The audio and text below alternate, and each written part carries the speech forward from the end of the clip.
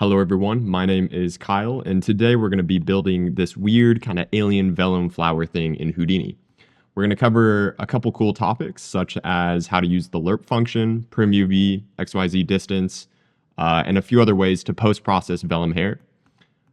Here's some stills. I think some of the look dev was pretty cool. So let's jump in Houdini and build this thing. Okay, so the first thing we want to do is drop down a geo container, like always. Let's create a sphere. Space H to center your viewport. And the first thing I want to do is just clip the sphere here in the y-axis.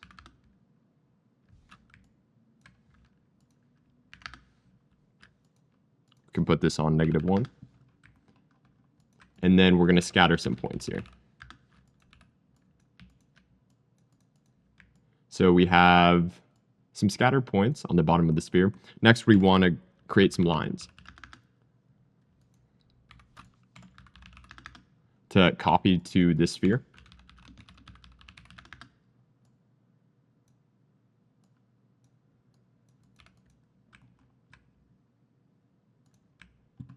And as you can see right now, it's pointing straight up, and that's because the copy to points uses the normal attribute to point the lines. So here we're actually going to first put the line on the z-axis. Houdini just likes objects lying on their z-axis when orienting.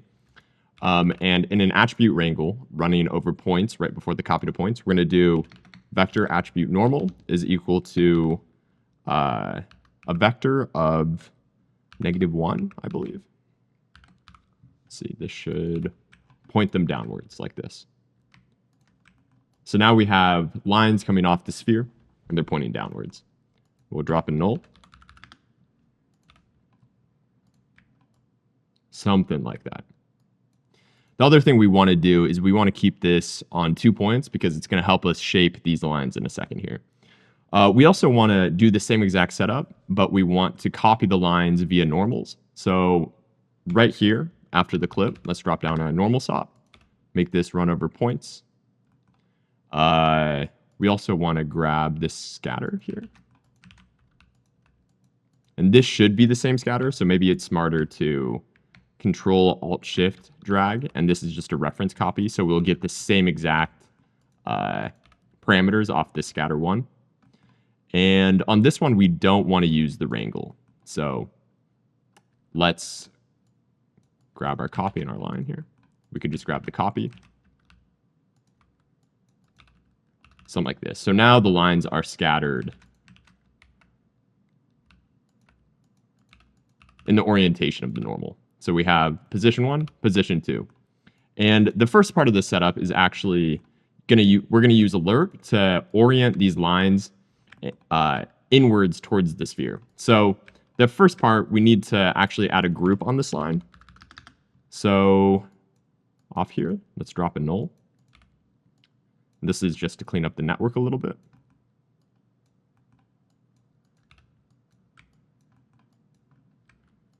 And let's create a group sop.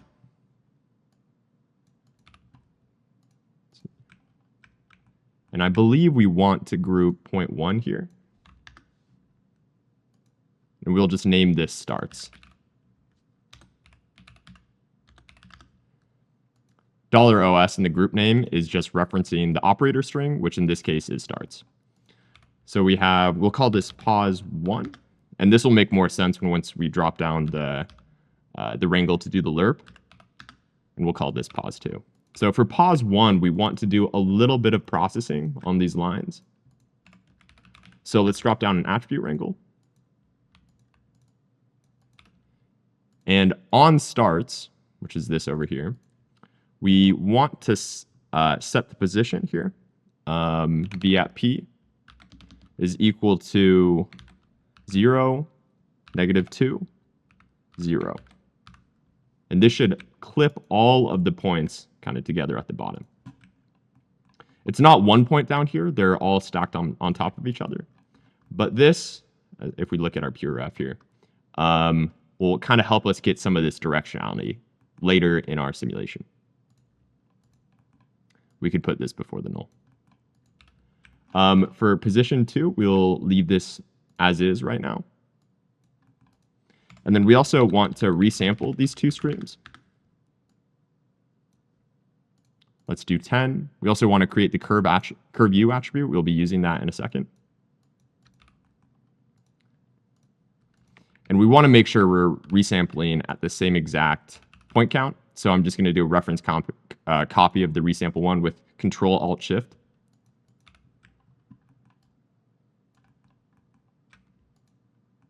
So this has 1,200 points. This has 1,200 points. So now we can do kind of the first cool Vex part of this tutorial, which is we're going to shape these incoming lines using a lerp function. So let's plug in the resamples, and I'll actually fit these above the null, so it kind of makes more sense. We'll pipe in pause 1 into the first input and pause 2 into the second input. Let's turn off this visualization. And what the first thing we want to do is write a vector out called pause2, and this is the point attribute from the first input called position on every point number. And then we're going to lerp between our current position, pause2, by curve u. The reason I haven't written that out as an attribute yet is because we want to ramp it. So we'll do float curve u is equal to channel ramp curve u. We'll call this shape. That makes more sense. Of attribute f at curve u. So we click this. You can see something's going on here. But if we swap this with this button right here, we're mixing between the two normal-oriented lines and the lines that are just shaping straight down based on the curve u and this channel ramp. And this way you could really kind of art direct the incoming lines and look at them, which I think is pretty cool. I'm going to Control-C, Control-Shift-V this sphere here. If that doesn't work for you, you can just drop in Object Merge and Control-C, Control-V into the Object Merge. That'll do the same thing. So now we have some lines on our sphere. And you can obviously mess around with the interpolation. I like to use B-spline is a nice one. Have something like this.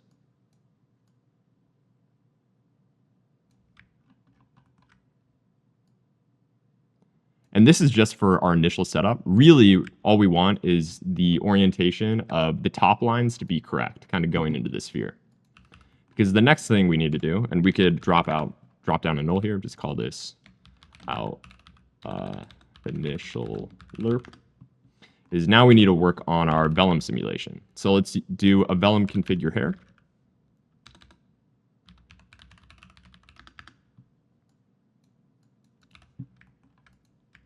We also need to pin these points. I like to use a group expression for this. We'll put the group on points, name this pin, and we'll use this cool preset here. I know it's getting kind of cut off on the side of the screen, but if you click on point valence, basically this is like looking at the neighbors of each point. So right now we're grouping all the points that have one neighbor. And in this case, that's all the points on the ends of the line, right?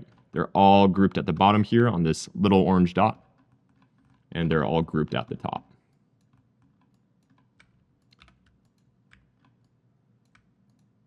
We're going to pipe this into our Vellum hair. We're also going to need a Vellum constraint. This is to create the pin. Change this from distance to pin to target. And we just want to do this on the group pin. So switch that to points, pin. Now we can drop down a Vellum solver. Let's make sure we're on frame 1. And in here, all I'm going to do is actually just a simple pop wind. And we'll increase the amplitude a little bit. you know, I encourage you to art direct a lot of these, you know, noise parameters and stuff yourself, see what looks good. We'll probably revisit the noise once we get the sim set up, but for now, I'm just gonna use a pop wind in this Vellum solver. Let's turn off our gravity. And let's drop down a resample right here. And I'm just going to use this to get curve view. So I'm going to turn off any actual resampling and just turn on curve view and then visualize it. We're not getting it, so let's reset viewport. And if we play this, what do we get? So it's still looking a little chunky. What I want to do is actually increase the rest length immediately. And this, you know, the hairs will immediately jump to this rest length. Let's do it in the stretch. But that's okay with this sort of simulation because we're going to do a lot of post-processing in SOPs afterwards. So I'm going to also turn down the bend. And since this resample is connected to this resample, I'm actually going to increase the segments here and turn on subdivision surface. So we have 3,000 lines. I think we could do around 5,000. That should still be pretty lightweight for the Vellum solver. Okay, let's play that. It's kind of cool, but not what we're going for. Let's increase the bend. Okay, maybe the rest length scale is too high. So this is the sort of problem-solving process you do with this sort of setup. That could be pretty cool. That may work. So even though it looks, you know, nothing like our original simulation right here, what we're going to do is we're going to shape this further with more lerp functions, as well as some xyzdist and primuv setups. So let's create a null right here and cache this out. You can change the directory, but for tutorial's sake, I'm just going to leave this as is. Name it test. Okay.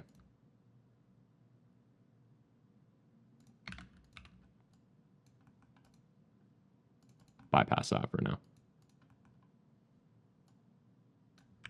Okay, so now we have this initial simulation. And we're going to do something similar to this initial lerp up here. But instead, we're going to use primuv and xyzdist to get the closest position to a middle line here. So let's drop down a line. And we need this to match up with this starting geometry. So I'm going to use a match size to do that. I'm going to time shift this too, just to make sure we're dealing with geometry that doesn't move. Scale to fit.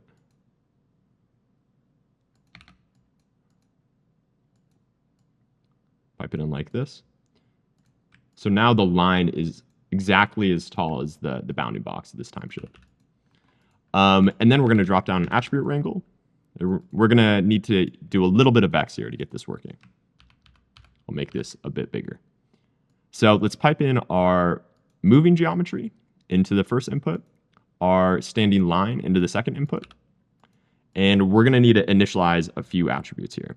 The first is going to be int. We'll just call this prim, and we're going to do a vector called uv. Then we're going to need to do a float called dist, and this is going to come from the xyz dist function. Off of the first parameter, we're going to be looking up v at p on prim and uv. And then v at p, we're setting to prim uv on prim and uv. So this should snap all the points to the closest point on this line. If we visualize the point number here, you could see this line is actually, you know, this test is just collapsed in on itself. So now the really cool setup with this is we can lerp all these lines collapsed on top of each other into their original position. So to do that, we're going to need to create some sort of map based on a bounding box. And what I'll do is drop down another wrangle. And this is, just to make sure, we could probably create this map off the curve view, what we're looking at right now. But I'm going to do it off the bounding box. So let's do vector bbox is equal to rel point bbox of 0 and our current geometry on P. And our map attribute is equal to bbox.y. I'm also just going to delete all the attributes coming out of the cache here. Probably should have done that before the cache, but this is just going to be easier to find it in the little pop-up here. So this is our map. It's going from 0 to 1 here. And with this, we can drop down an attribute wrangle. And I'm going to write a little bit of code here. This is going to be, I'm just going to gloss over this, but my colleague Mark Fancher has a really great tutorial on how to do mapped transitions, and this is basically using the knowledge in that tutorial. So I'm just going to copy and paste the code real quick from the original file. You can copy and paste this own code into your setup. Basically, we're creating two parameters, this P, which stands for position, and width, W, which stands for width. We're fitting it based on the map attribute we're feeding it, which is this 0 to 1 gradient here. And what this gives us is, if we visualize our mask attribute, is a controllable fall off that rolls through our line here. So we'll call this mapped transition. This is creating the map, so we'll call this create map. And we'll call this primuvp. Okay.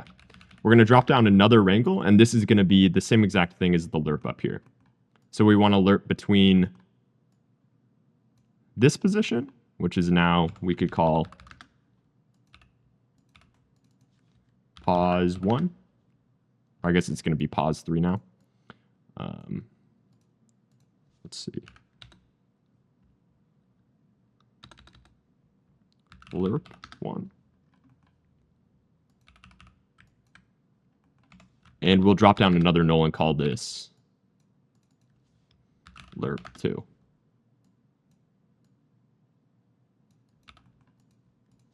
So we'll do the same thing as the original attribute wrangle. Let's create a vector, call it, in this case, I guess lerp 2. It doesn't really matter. It's a point attribute looking at P in the second attribute on every point number. And then we're going to lerp between our current position, lerp 2, by f@mask, which is what the map transition attribute wrangle is creating. Equals would be nice. Cool. So the coolest part about this setup is in the map transition, we can really direct, even post-simulation,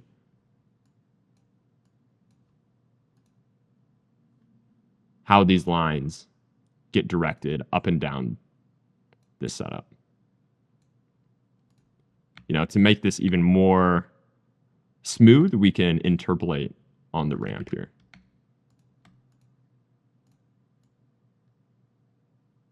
Maybe it should look like this.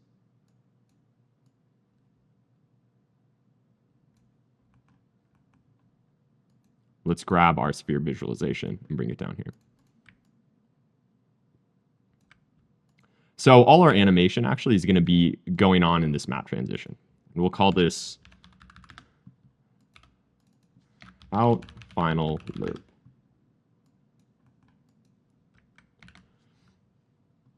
The very last thing we need to do in this setup is sweep these lines. I'm just going to do a round 2.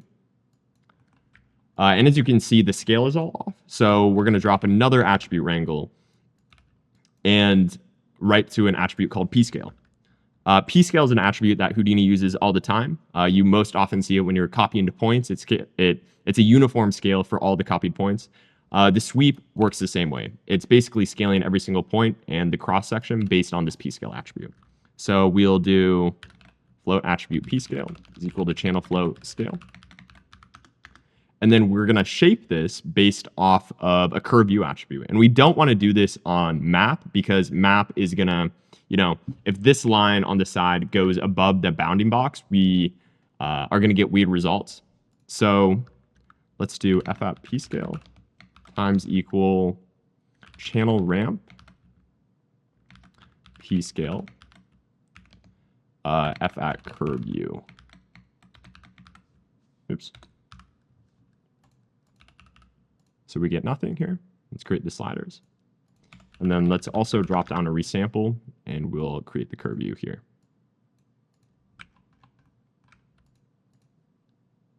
Let's swap this because we want them to be fat just as they enter the sphere here.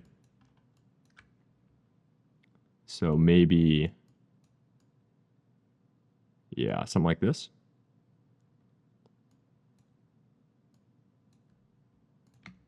And then, you could spend all day really smoothing out the interpolation on this stuff and getting the fine details to look really nice. But for tutorial's sake, I'm going to move kind of quickly through it.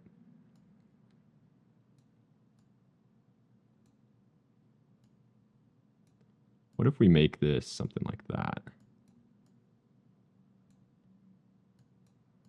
Kind of massage these F-curves.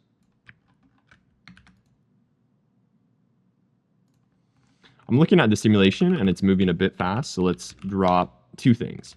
A time shift, and this is just to make sure our simulation doesn't error out when it runs past its final frame. So this was 72 frames here, and if I do clamp to last, I can just delete that channel and it should work.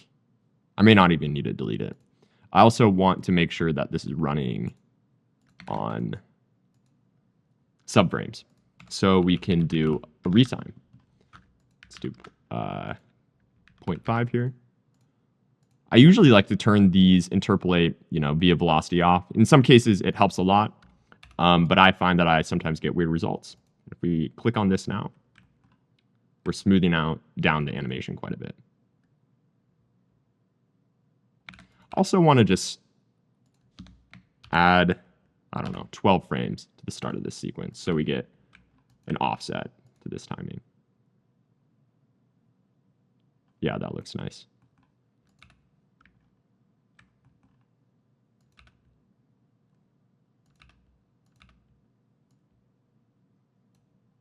And of course, we want to pipe in the correct retime into the lerp.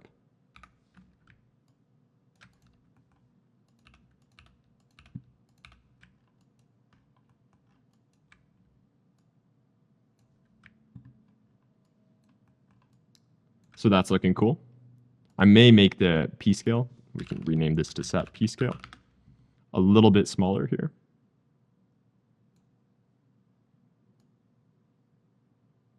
Maybe something like that.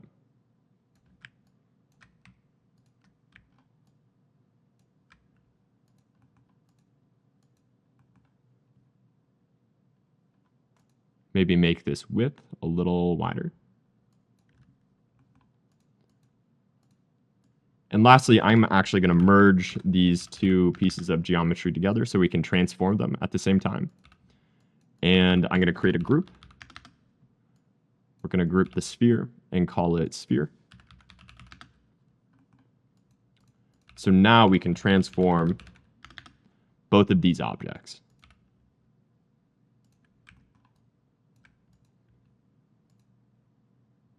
So first, let's drop a match size. Min. Now it's above the ground plane. And when we scale this, since we just dropped the match size, it'll scale at the origin. So I'm just going to drop down some rough keyframes here. Go to 1. Bring up our animation editor. Smooth that out like that. you know, maybe we also throw in some rotation from 0 to 47. I'll interpolate the F curve the same way.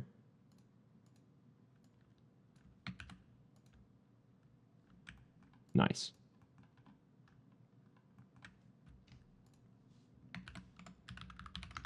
And lastly, I want to split these out. We can click on sphere for this. So we'll call this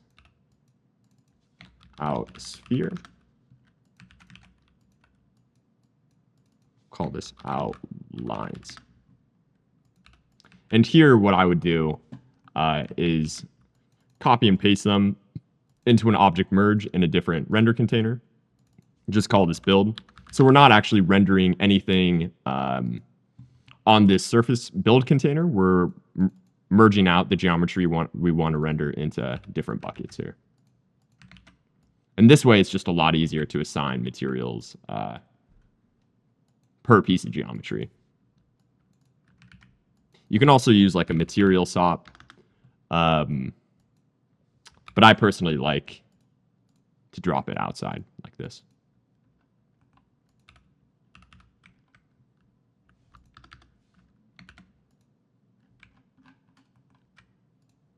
So that's looking pretty good.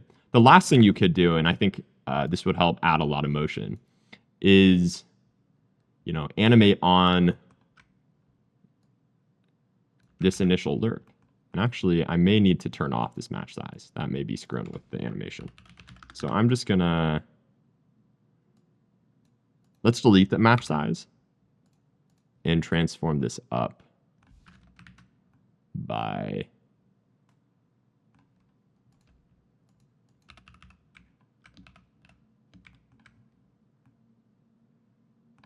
round 2 here. So the bottom lines up on the origin.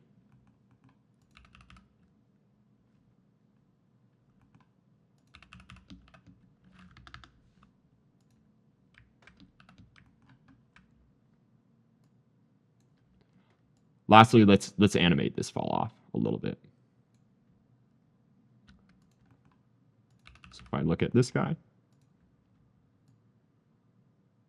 I want it to start relatively small like this. And here you have to spend some time and animate these keyframes so you don't get these really bad collisions. With this setup, you know, you're going to have to massage the keyframes. I'm sure you could build a more complex setup where just moving the slider actually respects the collision of the sphere. But for the sake of this tutorial, I think it's best to just resolve the collisions based on these animation sliders. At the start here, we could reduce our spread, something like that. On 72, we can open it back up. So let's see what this looks like after our animation.